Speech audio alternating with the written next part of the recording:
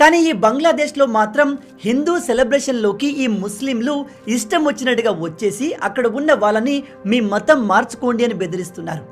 ఇంత జరుగుతున్నప్పటికీ అక్కడి పోలీసులు కానీ న్యాయ వ్యవస్థ కానీ పెద్దగా పట్టించుకోవట్లేదు. అలా చేసిన వాళ్ళపైన యాక్షన్ తీసుకోవట్లేదు. ఇంకో ప్రాంతంలో అయితే దుర్గా పూజ నడుస్తున్నప్పుడు ఒక రాడికల్ పెట్రోల్ బాంబుని అక్కడ ఉన్న హిందూ క్రౌడ్ పైన విసిరేశాడు. ఇంకో ప్లేస్లో ఒకడు కత్తి పట్టుకొని హిందూ మందిరంలోకి వెళ్ళి దాదాపు 5గురిని పొడిచేందుకు ట్రై చేశాడు.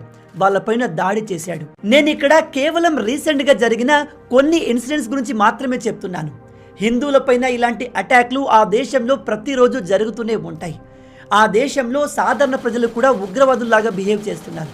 ఎస్పెషల్లీ అక్కడి యువకులు తమకు పాఠాలు చెప్పే టీచర్స్ని కూడా వదలట్లేదు. ఆ దేశంలో టీచర్స్గా పనిచేస్తున్న హిందువుల్ని టార్గెట్ చేసి వాళ్ళను కొట్టి బలవంతంగా రిజైన్ చేయిస్తున్నారు. రీసెంట్గానే ఒక ఇస్లామిక్